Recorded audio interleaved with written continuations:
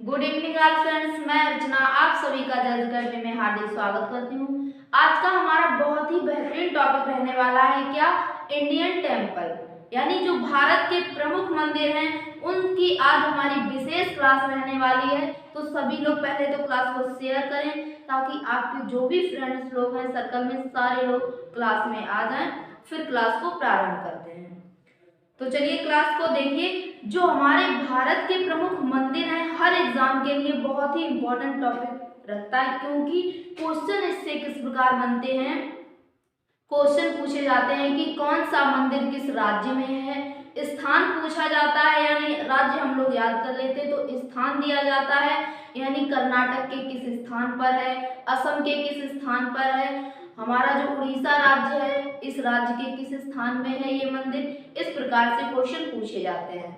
दूसरा क्वेश्चन इस प्रकार से पूछा जाता है कि इस मंदिर को किसने बनाया था, यानी इस मंदिर की स्थापना किसने की थी। तीसरा क्वेश्चन हमारा यहाँ से पूछा जाता है कि ये मंदिर किसको समर्पित है, यानी कोई भी मंदिर ले लीजिए। मान लीजिए पहला है हमारा पद्मनाभ मंदिर, पद्मनाभ स्वामी मंदिर है, ये किस देवता को समर्पित है, यानी इस मंदिर में कौन से देवता हैं जिनकी हमारी मूर्ति लगी हुई है वहां पर। इस प्रकार से क्वेश्चन पूछा जाता है। तो बहुत ही बेहतरीन आज का हमारा टॉपिक है, सभी लोग क्लास में जल्दी से आ जाएं ताकि क्लास को प्रारंभ करें। तो देखिए पहले तो हम लोग जो इंडिया में टेम्पल पाए जाते हैं, यानी मंदिर पाए जाते हैं, उनकी शैलियां बटी हुई हैं, यानी उनका जो डिजाइन है, तो कितने प्रकार की डिजाइन है भारत में मंदिरों की, यानी कितने प्रकार की शैलियों में विभाजित है। तो भारत में 3 तरह की शैलियां हैं, यानी 3 प्रकार की कलाकृति के मंदिर पाए जाते हैं। कौन कौन से हैं, तो अब क्लास को प्रारंभ करते हैं। अब बेसिक से नोट करना प्रारंभ कीजिए। तो देखिए भारत में 3 तरह के मंदिरों की डिजाइन पाई जाती है। कौन कौन से हैं, तो इसमें पहली है नागर शैली, यानी शैलियों में विभाजित है। तो पहली कौन सी है, नागर शैली। दूसरी शैली हमारी कौन सी है, दूसरी है द्रविड़ शैली। दूसरी शैली हमारी कौन सी है, द्रविड़ शैली। और तीसरी शैली कौन सी है, तो तीसरी शैली है बेसर शैली। कौन सी है, बेसर शैली। तीनों शैलियां कंप्लीट हुई। भारत में कितने प्रकार की शैलियां मंदिरों में पाई जाती हैं, तो देखिए 3 प्रकार की हैं, यानी मंदिरों की डिजाइन है। शैलियां किसे कहते हैं, जो मंदिरों के डिजाइन होते हैं, ठीक है। तो 3 शैलियां हो गई, कौन कौन सी, नागर शैली, द्रविड़ शैली और बेसर शैली। अब देखिए हमारा पूरा इंडिया यानी जो हमारा भारत है, कहाँ पर बेसर शैली पाई जाती है, कहाँ पर द्रविड़ शैली पाई जाती है और कहाँ पर नागर शैली पाई जाती है।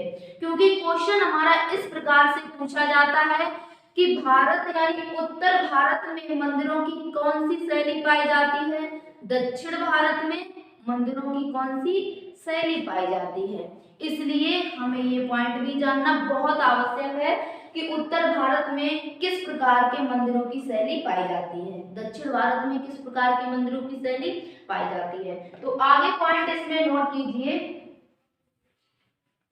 क्या आगे पॉइंट हमारा बनेगा नागर शैली। तो जो नागर शैली है ये उत्तर भारत में मंदिरों की शैली है। कहां पर, उत्तर भारत में।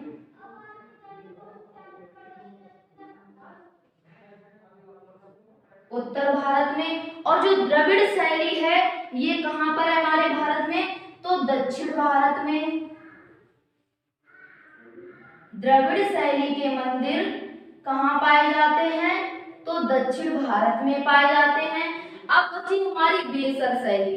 तो देखिए जो बेसर शैली है ये इन दोनों का मिक्सअप रूप है, यानी जब ये 2 शैलियां आपस में मिलेंगी तो कौन सी शैली बनाएंगी, बेसर शैली बनाएंगी।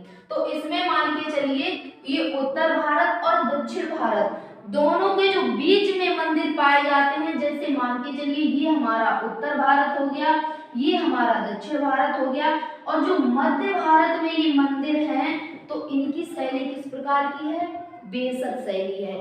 देखिए जो उत्तर भारत में मंदिर थे और दक्षिण भारत में थे, तो मध्य भारत के लोग जो थे उन्होंने, कुछ लोगों ने उत्तर भारत की शैली अपनाई मंदिरों की, कुछ लोगों ने दक्षिण भारत में जो मंदिर बने थे उनकी शैली अपनाई। तो देखिए पूरी तरह से एक शैली अब नहीं अपनाई, इसलिए यहाँ पर कुछ मंदिर नागर शैली के हैं और कुछ मंदिर द्रविड़ शैली के हैं। तो ये कैसी शैली बन गई? बेसर शैली।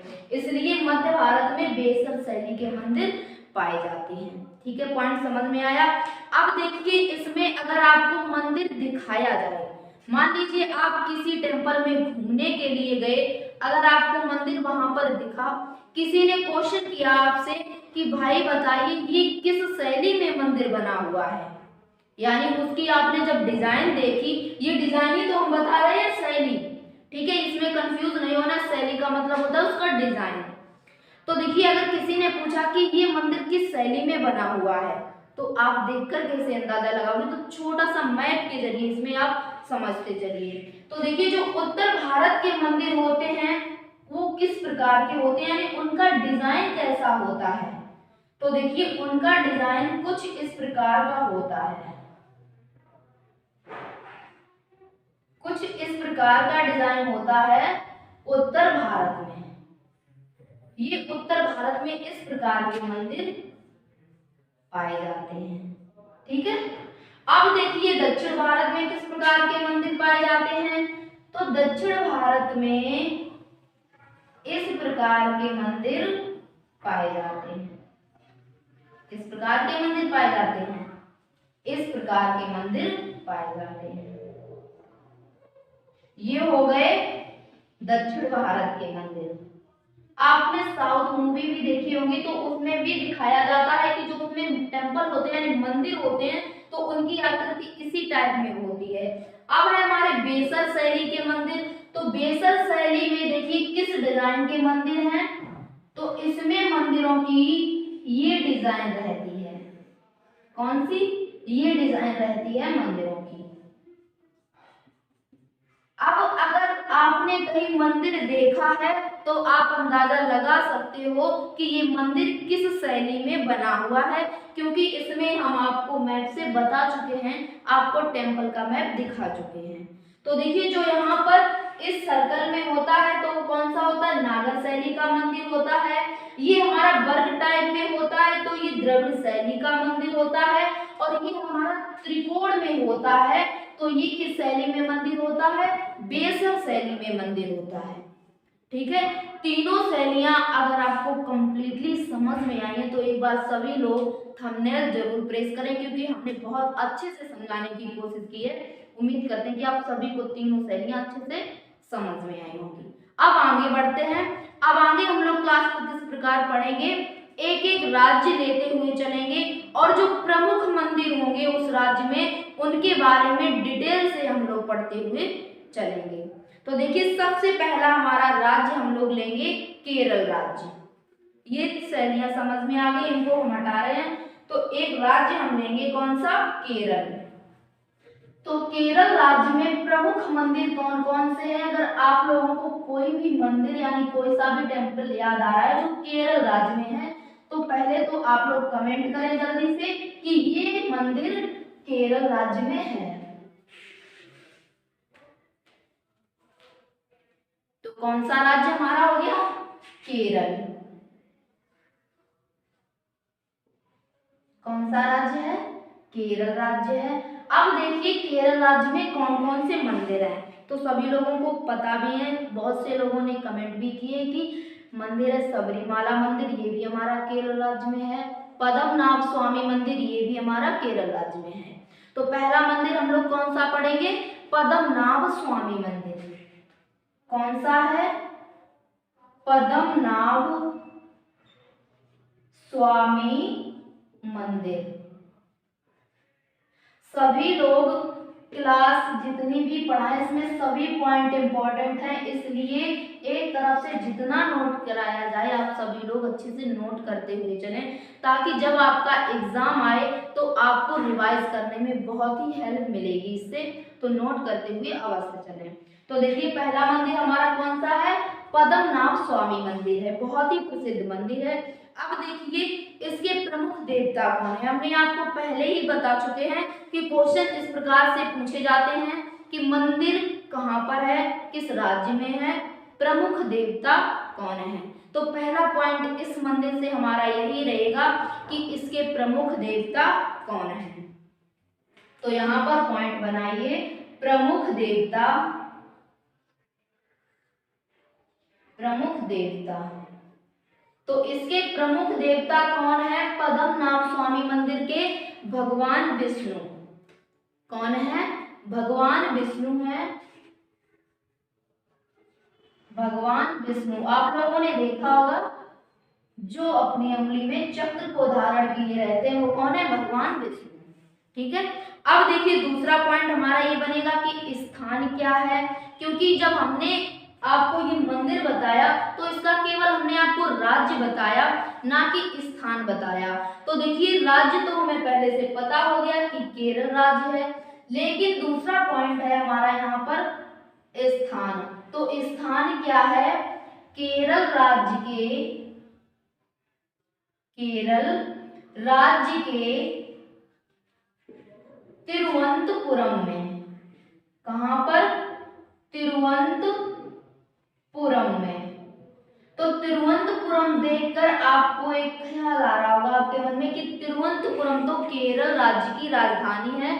तो हाँ, केरल राज्य की राजधानी है तिरुवनंतपुरम। वहां पर कौन सा मंदिर है, पद्मनाभ स्वामी मंदिर है। समझ में आई इतनी बात। अब देखिए अगला हमारा पॉइंट इसमें क्या बनेगा कि इसके संस्थापक कौन है। क्या पॉइंट बनेगा, संस्थापक, यानी इस मंदिर की स्थापना किसने की थी। तो इसमें पॉइंट बनाइए अगला, संस्थापक, संस्थापक। तो इसके संस्थापक कौन है, राजा मार्तंड। नाम क्या है राजा का, राजा मार्तंड। देखिए जितने भी हमारे इंडिया में मंदिर हैं या टेम्पल हैं, तो ज्यादातर मंदिर यानी अधिकतर मंदिर किनके द्वारा बनाए गए थे, राजाओं के द्वारा। क्योंकि पहले हमारे इंडिया में राजा लोग शासन किया करते थे, यानी राजाओं का शासन हुआ करता था। इसलिए जो भी मंदिर, देखिए सबसे प्राचीन मंदिर हमारे इंडिया में ही मिलते हैं। तो जब प्राचीन काल के मंदिर हैं तो प्राचीन काल में राजाओं का शासन हुआ करता था, इसलिए जितने भी मंदिर हैं उनके संस्थापक कौन है, राजाओं के नाम है। ठीक है।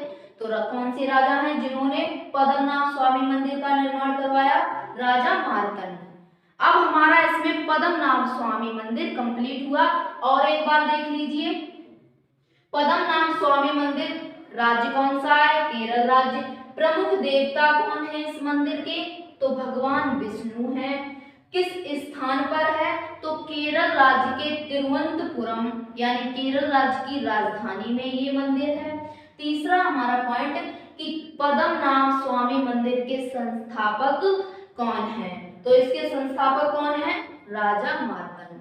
अब दूसरा इसमें देखिए मंदिर कौन सा हमारा आएगा जो केरल राज्य में होगा, सबरीमाला मंदिर। कौन सा है, सबरीमाला मंदिर, सबरीमाला मंदिर। तो देखिए जो सबरीमाला मंदिर है, जिस प्रकार से हमारे पॉइंट इसमें बने हैं उसी प्रकार से इसमें भी पॉइंट बनेंगे।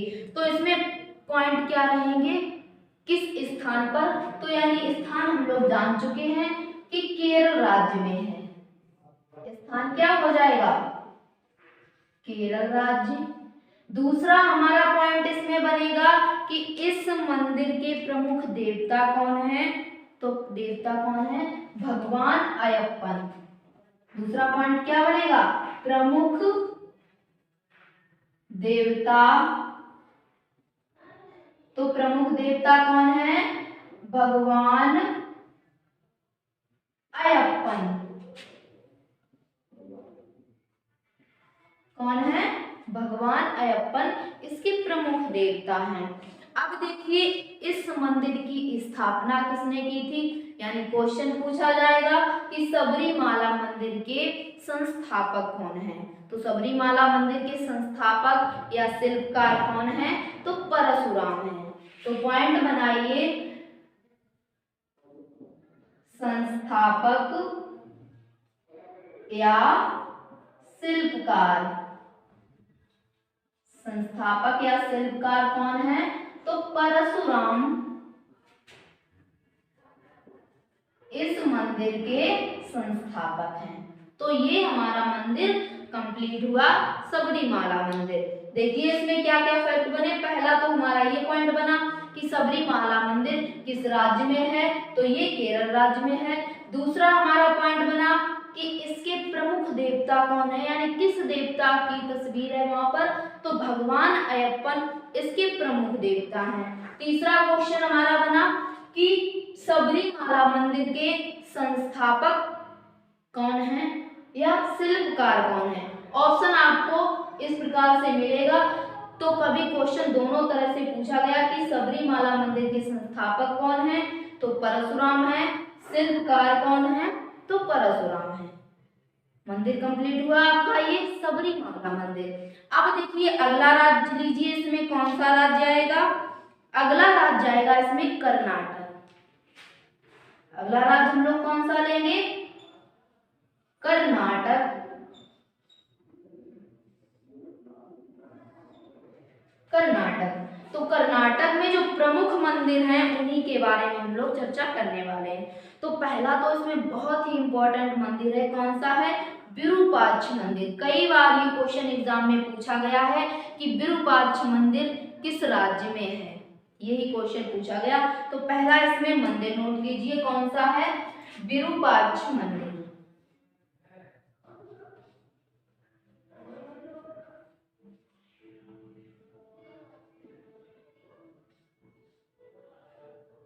विरूपाक्ष मंदिर। तो देखिए इस मंदिर की स्थापना किसने की थी, यानी किस स्थान पर है, और इसके संस्थापक कौन है, इसके प्रमुख देवता कौन है? तो पहला पॉइंट इसमें नोट कीजिए, स्थान। पहला क्या होगा? स्थान। तो स्थान क्या है? कर्नाटक। किस राज्य में है? कर्नाटक राज्य में है। दूसरा पॉइंट हमारा कि इसके प्रमुख देवता कौन है? तो इसके प्रमुख देवता हैं भगवान शिव। प्रमुख देवता कौन है? भगवान शिव यानी शंकर जी। ठीक है। कभी क्वेश्चन पूछा जाए कि विरूपाक्ष मंदिर के प्रमुख देवता कौन है, तो कौन है? भगवान शिव या शंकर जी इसके प्रमुख देवता हैं। तीसरा पॉइंट हमारा कि इसके संस्थापक कौन है, तो पॉइंट बनाइए संस्थापक। संस्थापक। तो विरूपाक्ष मंदिर के संस्थापक कौन है? कृष्णदेव राय। कौन है? कृष्णदेव राय। ये एक राजा थे, कृष्णदेव राय। ठीक है, ये विरूपाक्ष मंदिर के संस्थापक हैं। तो देखिए विरूपाक्ष मंदिर से हमारे कितने क्वेश्चन तैयार हुए। पहला क्वेश्चन कि विरूपाक्ष मंदिर किस राज्य में है, तो कर्नाटक राज्य में है। दूसरा क्वेश्चन कि इसके प्रमुख देवता कौन है, तो भगवान शिव यानी शंकर जी इसके प्रमुख देवता हैं। तीसरा क्वेश्चन कि इसके संस्थापक कौन है विरूपाक्ष मंदिर के, तो कृष्णदेव राय, इनके द्वारा ये मंदिर बनवाया गया था। दूसरा है हमारा कर्नाटक राज्य में महत्वपूर्ण मंदिर। क्या नाम है उस मंदिर का? गोमतेश्वर मंदिर। कौन सा है? गोमतेश्वर मंदिर। गोमतेश्वर मंदिर। ठीक है। तो देखिए जो गोमतेश्वर मंदिर है ये किस राज्य में है? कर्नाटक राज्य में है। लेकिन इसका स्थान जानिए, ये स्थान बहुत ही महत्वपूर्ण है। क्या है? कर्नाटक राज्य के, यहाँ पर पॉइंट बनाइए स्थान, और स्थान में क्या लिखोगे? कर्नाटक राज्य के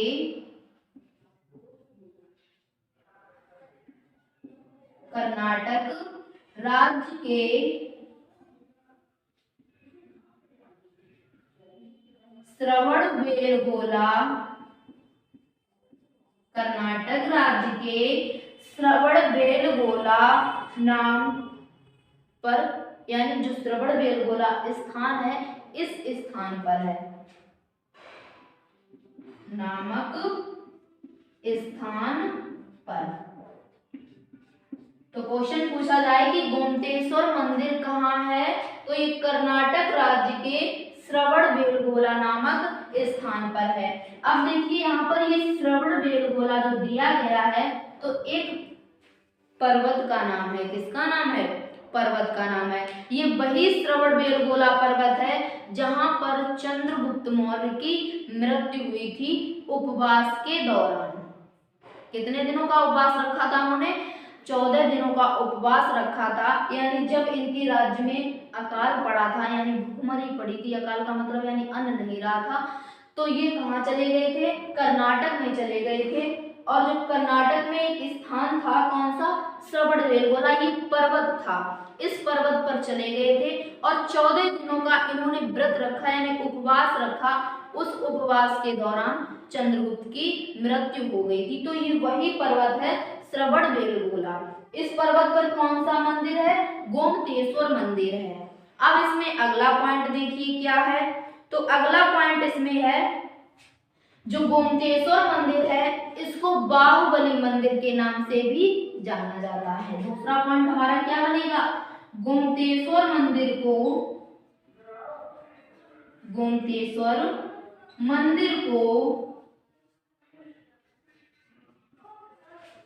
श्रवणबेलगोला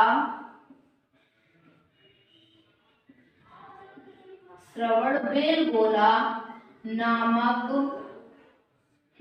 मंदिर के रूप में भी जाना जाता है। किसके रूप में? सॉरी, यहाँ पर क्या हो जाएगा?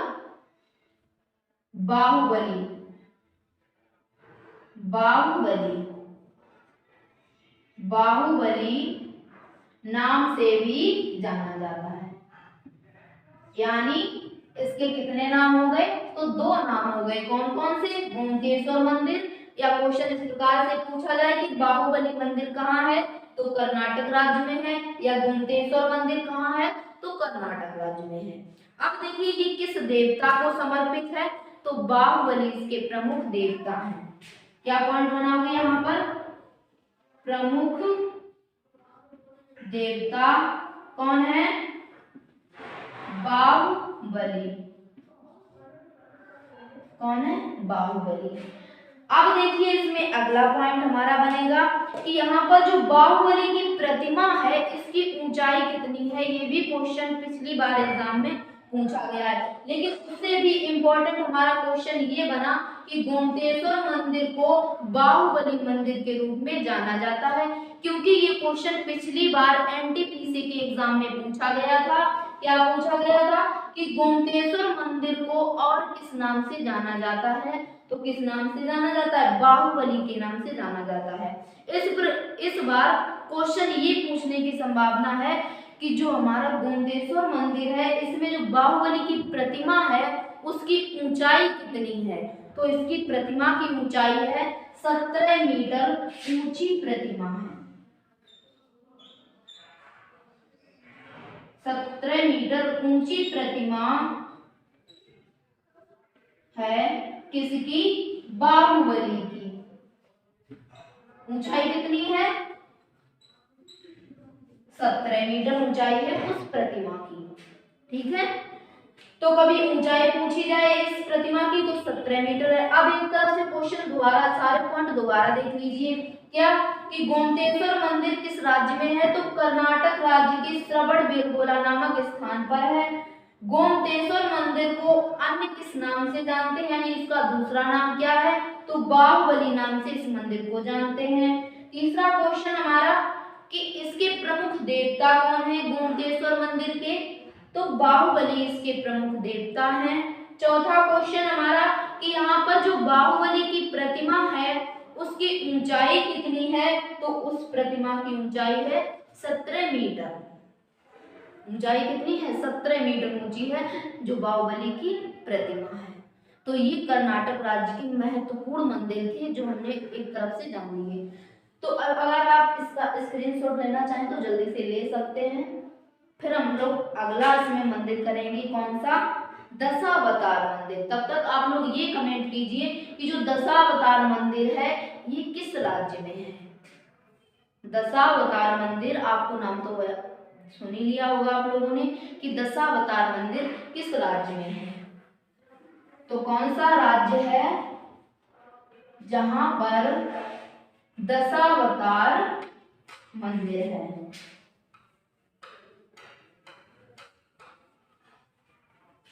कौन सा राज्य है? देखते हैं। अच्छा, किसके किसके कमेंट आए हैं फटाफट। किस राज्य में है? यूपी। सभी के आंसर आए किस राज्य में है? यूपी, हमारे उत्तर प्रदेश राज्य में दशावतार मंदिर है। तो नोट कीजिए, दशावतार मंदिर, दशावतार मंदिर, दशावतार मंदिर ये कहाँ है? उत्तर प्रदेश में है। लेकिन ये उत्तर प्रदेश में है इतना तो हमें पता चल गया, लेकिन कभी राज्य तो हमें पता है कि उत्तर प्रदेश है, जिला पूछ दिया गया कभी, क्योंकि क्वेश्चन कभी इस प्रकार से भी पूछा जा सकता है कि दशावतार मंदिर उत्तर प्रदेश के किस जिले में है। राज्य तो सभी को पता हो जाते हैं, तो आपको जिला भी याद रखना है। तो इसमें नोट कीजिए, दशावतार मंदिर यूपी के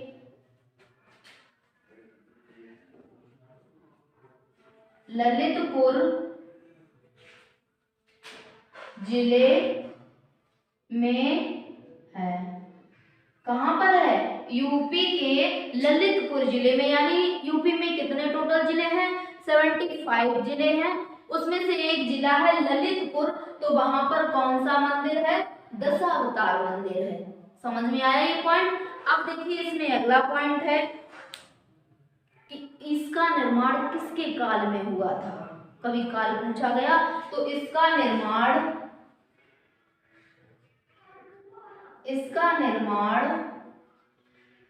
गुप्त काल में कब हुआ था? इसका निर्माण गुप्त काल में हुआ था। कब हुआ था? गुप्त काल में इस मंदिर का निर्माण हुआ था। तो ये पॉइंट हमारा क्लियर हुआ दशावतार मंदिर से कि ये कहाँ है? यूपी के ललितपुर जिले में है। दूसरा कि इसका निर्माण किसके काल में हुआ था? तो गुप्त काल में हुआ था। कौन से काल में हुआ था? गुप्त काल में हुआ था। अब देखिए इसमें अगला मंदिर है, कौन सा है? मामा भांजा मंदिर। बहुत प्रसिद्ध मंदिर है, तो मामा भांजा मंदिर। अगला पॉइंट इसमें बनाइए, मामा भांजा मंदिर। तो देखिए जो मामा भांजा मंदिर है ये भारत के किस स्टेट में है, यानी भारत के किस जिले में है? तो ये छत्तीसगढ़ जिले में है। किस जिले में है? छत्तीसगढ़ जिले में है। छत्तीसगढ़। अब देखिए छत्तीसगढ़ जिले में है, लेकिन ये मंदिर समर्पित किसको है? तो ये मंदिर समर्पित है भगवान शिव को। तो यहाँ पर पॉइंट बनाइए, समर्पित, यानी इसके प्रमुख देवता कौन है? तो प्रमुख देवता है शिव यानी शंकर जी। अब देखिए इसमें एक आश्चर्यचकित कर देने वाली बात है क्या कि जो ये मामा भांजा मंदिर है इसका नाम मामा भांजा मंदिर क्यों पड़ा? वैसे तो इसमें प्रतिमा है भगवान शिव की, यानी शंकर जी इसके प्रमुख देवता हैं, तो कुछ इस प्रकार का नाम होना चाहिए था जो शंकर जी से रिलेट हो, है ना? तो लेकिन ऐसा नहीं है, इस मंदिर का नाम मामा भांजा मंदिर रखा गया। इसका एक रीजन है। क्या रीजन है? कि मामा और भांजा यानी दो व्यक्ति थे, मामा और भांजी, तो उन्होंने इस मंदिर को एक दिन में ही बना के तैयार किया था। कितने दिन में?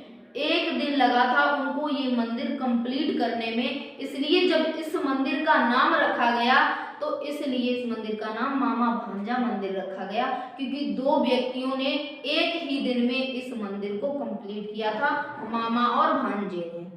समझ में आया ये पॉइंट? तो यहाँ पर नोट भी कर लीजिए क्या कि इस मंदिर का निर्माण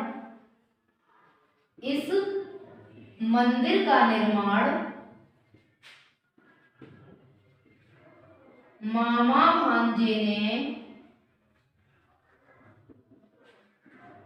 भांजे ने एक दिन में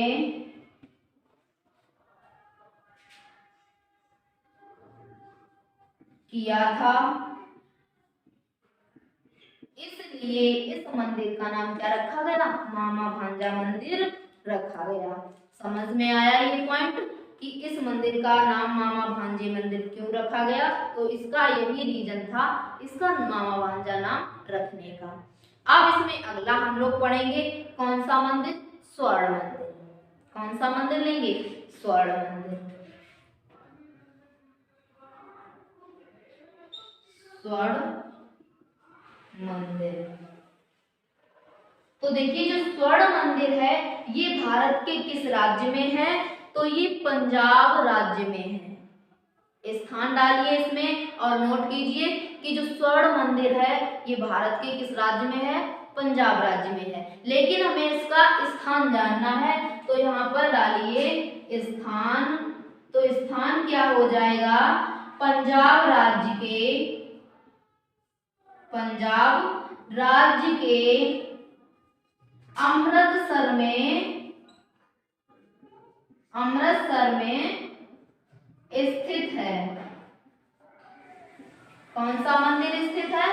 स्वर्ण मंदिर स्थित है पंजाब राज्य के अमृतसर में। ये वही अमृतसर है जहां पर हमारी ऐतिहासिक लड़ाई हुई थी। कौन सी लड़ाई हुई थी? जलियांवाला बाग नरसंहार हुआ था।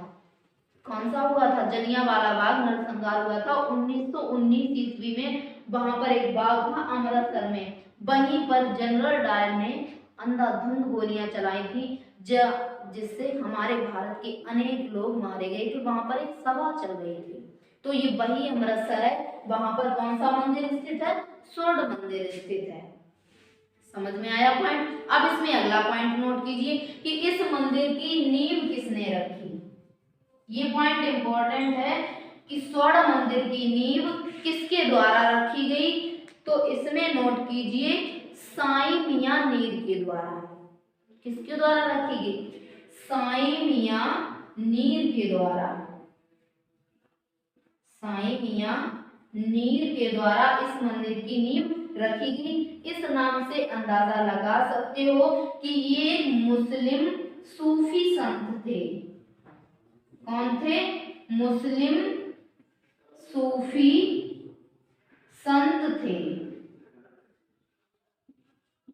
तो कभी क्वेश्चन आए कि साईं मियां नीर कौन थे? तो मुस्लिम सूफी संत थे जिन्होंने स्वर्ण मंदिर की नींव रखी थी। ठीक है। अब इसमें अगला पॉइंट देखिए क्या बनेगा। जो हमारा ये स्वर्ण मंदिर है इसका यानी जब नींव तो हमारी साईं मियां नीर के द्वारा रखी गई, लेकिन स्थापना किसके द्वारा की गई? स्थापना किसके द्वारा की गई? देखिए नींव क्या होता है? मान लीजिए कोई भी मंदिर है, हमने उसका प्रारंभ करवा दिया यानी नींव डाल दी। नींव का मतलब क्या होता है? जिसे हम हिंदी में निहास कहते हैं। तो निहास यानी हमने उस मंदिर की नींव डलवा दी, लेकिन उसको पूरा नहीं करवाया, ना ही उसमें प्रतिमा रखवाई, ना ही ऊपर उसमें छत डलवाई। तो देखिए क्या हो गया, जब ये सिखों के 5वें गुरु आए, कौन? अर्जुन देव, तो उन्होंने इस मंदिर की स्थापना की। नींव रखी गई थी साईं मियां नीर के द्वारा, लेकिन स्थापना की गई थी सिखों के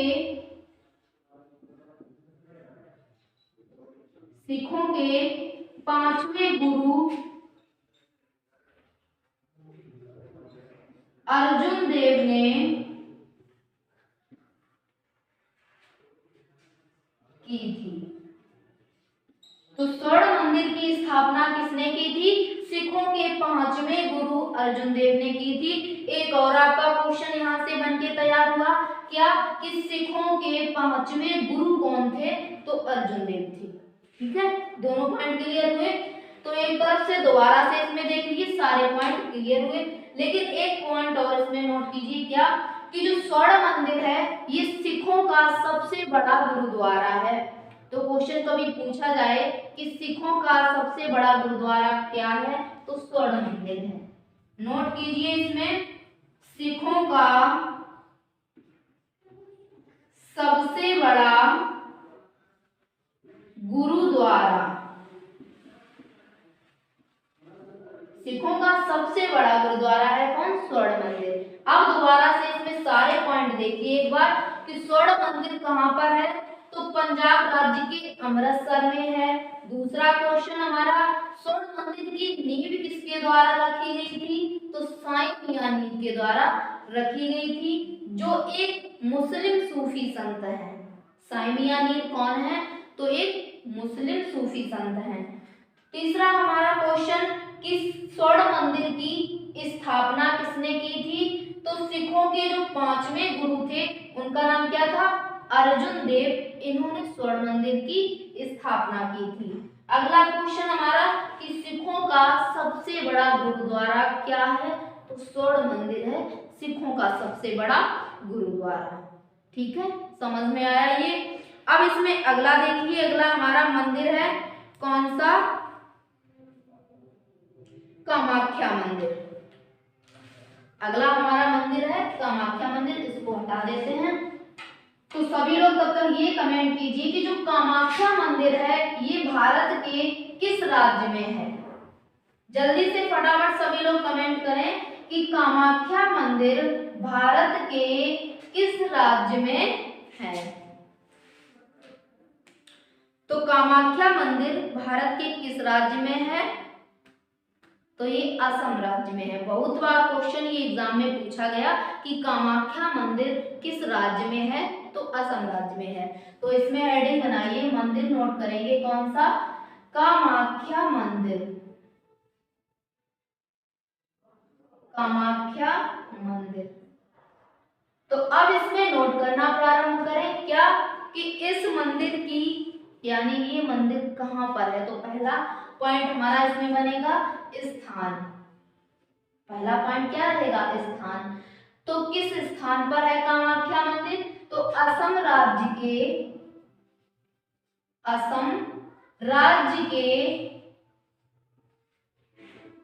नीलांचल पर्वत पर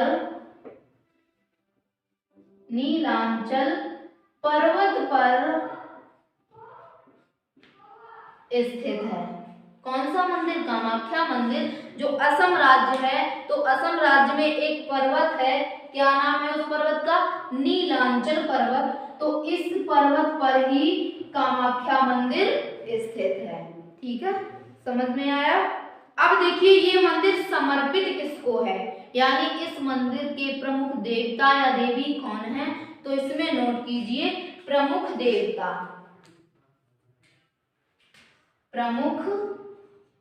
देवता कौन है, सत्य की देवी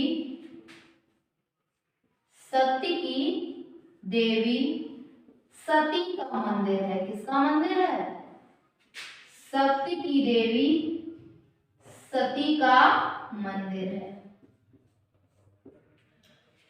किसका मंदिर है, सत्य की देवी सती का। तीसरा पॉइंट हमारा कि इस मंदिर की स्थापना किसने की थी, तो नोट कीजिए, स्थापना। तो इस मंदिर की स्थापना किसने की थी, म्लेच्छ वंश के राजा ने की थी। किसने की थी, म्लेच्छ वंश के राजा थे, उन्होंने इस मंदिर की स्थापना की थी। समझ में आया ये पॉइंट कि जो हमारा कामाख्या मंदिर है ये असम राज्य में है, और एक पर्वत है असम राज्य में, नीलांचल पर्वत, उस पर्वत पर ही कामाख्या मंदिर स्थित है। प्रमुख देवता कौन है, तो सत्य की देवी सती का यहाँ पर मंदिर है। स्थापना किसके द्वारा हुई थी, तो म्लेच्छ वंश के राजा थे जिन्होंने इस मंदिर की स्थापना की थी। लेकिन इन सब से हटकर हमारा एक पॉइंट बहुत यानी वेरी वेरी इंपॉर्टेंट उसको कर सकते हैं, क्या बनेगा कि यहाँ पर प्रतिवर्ष अंबुबाची का मेला लगता है। क्या नोट करेंगे कि प्रतिवर्ष यहाँ अंबुबाची मेले का आयोजन किया जाता है। किसका आयोजन किया जाता है? प्रतिवर्ष अंबुबाची मेले का आयोजन किया जाता है। कहां पर? कामाख्या मंदिर पर। तो देखिए एक तरफ से इसमें पॉइंट दोबारा से देख लीजिए कि कामाख्या मंदिर किस राज्य में है? असम राज्य में है। असम राज्य के नीलांचल पर्वत पर स्थित है। प्रमुख देवता शक्ति की देवी यानी सती का मंदिर है। स्थापना मिलेच्छ वंश के राजा ने की थी। और क्वेश्चन ये हमारा इंपॉर्टेंट बना, इसमें पूछा किस प्रकार जाएगा? क्वेश्चन ये आएगा कि प्रतिवर्ष अंबुबाची मेले का आयोजन किस राज्य में किया जाता है? तो असम राज्य में किया जाता है। किस मंदिर पर किया जाता है? तो कामाख्या मंदिर पर किया जाता है। किस पर्वत पर है कामाख्या मंदिर? तो नीलांचल पर्वत पर स्थित है। किस राज्य में है? तो असम राज्य में है। हर प्रकार से क्वेश्चन आपको डिफाइन करना होगा। हर प्रकार से क्वेश्चन हम आपको बता चुके हैं। ठीक है, दोनों तरफ से समझ में आया। अब देखिए इसमें अगला मंदिर हम लेंगे, यानी अगला राज्य लेंगे। कौन सा? उड़ीसा राज्य। कौन सा राज्य लेंगे? उड़ीसा राज्य। तो यहीं पर नोट कीजिए। देखिए उड़ीसा राज्य में दो प्रमुख मंदिर हैं। उड़ीसा, तो देखिए उड़ीसा राज्य के दो प्रमुख मंदिर हैं। कौन कौन से? पहला है इसमें कोणार्क मंदिर। कौन सा है? कोणार्क मंदिर। तो देखिए जो कोणार्क मंदिर है ये कहां पर है? इसकी स्थापना किसने की? किस देवता को समर्पित है? तो स्थान इसमें पहला नोट कीजिए क्या? कि उड़ीसा के शहर पुरी के पास स्थित है। स्थान क्या हो जाएगा? उड़ीसा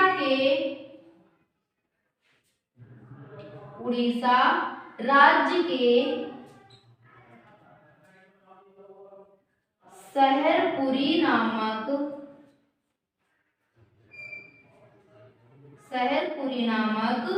स्थान पर है। तो आपने राज्य भी जान लिया किस राज्य में है, और स्थान भी जान लिया कौन सा स्थान है। तो शहरपुरी उड़ीसा में एक स्थान है जहां पर कोणार्क मंदिर स्थित है। अब दूसरा पॉइंट इसमें देखिए क्या बनेगा कि इसके निर्माता कौन है। यानी कोणार्क मंदिर है, इसका निर्माण किसने करवाया था? तो इसके निर्माता हैं नरसिंहदेव प्रथम। कौन है? नरसिंहदेव प्रथम इसके निर्माता हैं। नरसिंहदेव प्रथम। अब देखिए इन्होंने मंदिर का निर्माण करवाया था नरसिंहदेव प्रथम ने। लेकिन कभी क्वेश्चन ये पूछ दिया जाए कि कोणार्क मंदिर की स्थापना किस सन में हुई थी, यानी किस शताब्दी में हुई थी? तो 13वीं शताब्दी में हुई थी। 13वीं शताब्दी में। ये तो आप लोग जान चुके हैं कि किसने की थी? तो नरसिंहदेव प्रथम ने की थी। समझ में आया ये पॉइंट? अब इसमें एक इंपॉर्टेंट पॉइंट और बनेगा क्या? कि जो कोणार्क मंदिर है इसको ब्लैक पैगोडा भी कहा जाता है। क्या कहा जाता है? Black pagoda. तो कभी अगर कोणार्क मंदिर ना दिया जाए, आपको क्वेश्चन पूछा जाए कि ब्लैक पैगोडा मंदिर किस राज्य में है? तो उड़ीसा राज्य में है। इसके निर्माता कौन है? तो नरसिंहदेव प्रथम इसके निर्माता हैं। और कब निर्माण करवाया था? तो 13वीं शताब्दी में निर्माण करवाया था। उड़ीसा राज्य के किस स्थान पर है? तो शहरपुरी में स्थित है। किस राज्य में है? तो उड़ीसा राज्य में है। इस प्रकार से हमारे सारे पॉइंट क्लियर हो गए। अब देखिए इसमें एक मंदिर उड़ीसा राज्य में और इम्पोर्टेंट है। वो कौन सा है? वो मंदिर है लिंगराज मंदिर। कौन सा है? लिंगराज मंदिर। तो देखिए इस प्रकार से इसमें भी पॉइंट बनेंगे कि इस मंदिर की स्थापना किसने की थी, इसके प्रमुख देवता कौन है और किस स्थान पर है। तो सभी लोग पहले तो एक बार ये कमेंट कीजिए कि लिंगराज मंदिर, ये तो बता दिया कि उड़ीसा राज्य में है, स्थान आप लोगों को कमेंट करना है कि किस स्थान पर ये मंदिर है लिंगराज मंदिर। तो जल्दी से सभी लोग कमेंट करें कि लिंगराज मंदिर उड़ीसा राज्य के किस स्थान पर है।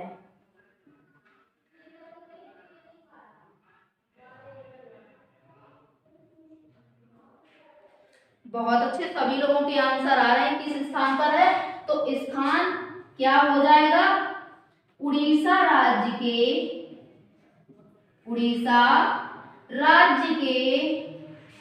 भुवनेश्वर में